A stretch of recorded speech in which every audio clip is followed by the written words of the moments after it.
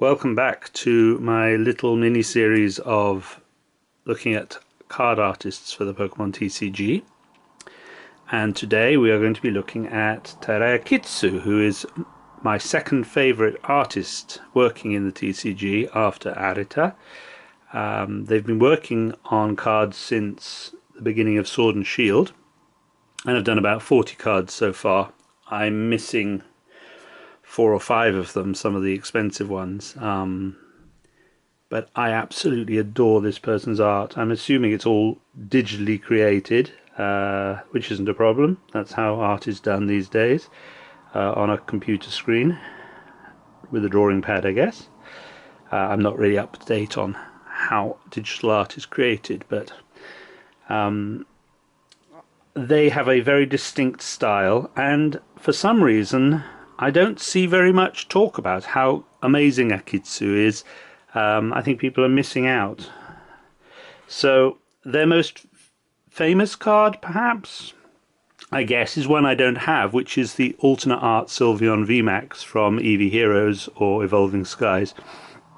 So I can't show you that because it's too expensive for me to buy. But I do want to, let's have a look at something they've done very recently, which is the Manaphy. I do have the Japanese print somewhere, which is better than this, but we'll have a look at this anyway. So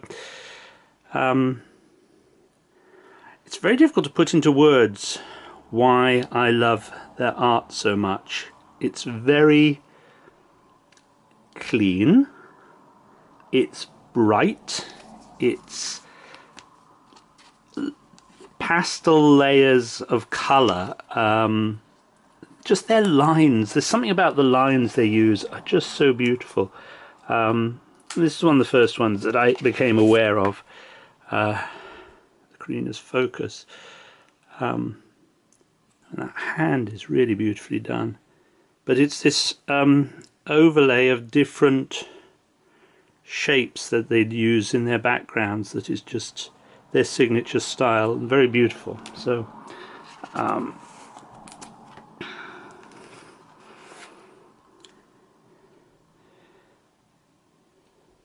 always forget, is this Karen? I don't know. I get confused with some of these female trainers, but that's just amazing. Yeah, I like these very, very much. So let's have a look at this. So that background is very much how Akitsu works. Their understanding of light is really beautiful. There's a sort of translucent layering of foliage in the background. Absolutely love it. Right, let's see. This is a very good card.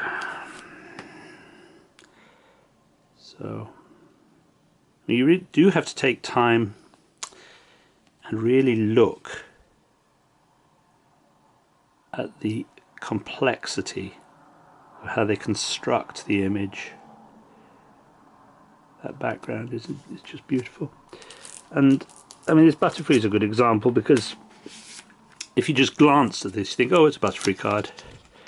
Let's look at the next card, whatever. But actually, take the time to have a look at how perfect that is. Every element of that image is so beautifully crafted and put together. It's genius. Love it, love it. And again, this you could just think, oh, it's a Finian card, let's look at something else, but look at how they've understood, looking up through the water, the foliage on the land above, the trees and the beach or whatever's up there, distorted through the water, and the way the water is created around Finian. That is just such a great piece of artwork. Okay. I love this card. Mirror foil. So, I mean, look at the detail in that.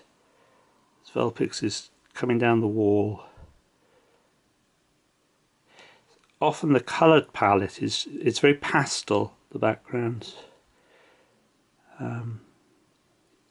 which just creates a beautiful sense of light on a sunny day. This is one of my favourites.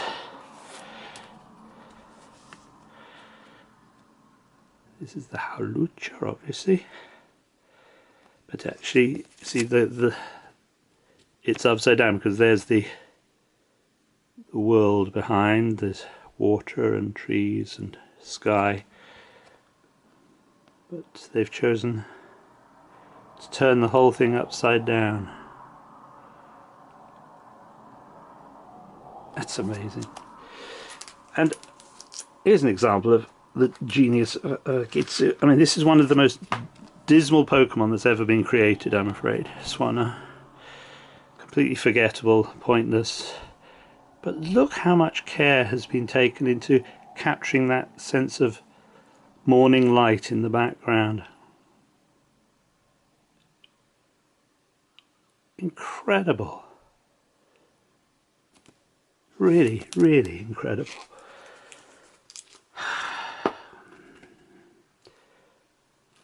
This was their first card, I think, the Ghastly, which is brilliant, but I'm not going to look at every card. Let's look at this, which was one of my favourites from recent. I mean, just look at that field of flowers. Again, it's a sense of dawn, a misty dawn breaking. The distortion of the images sort of gives a fisheye lens almost.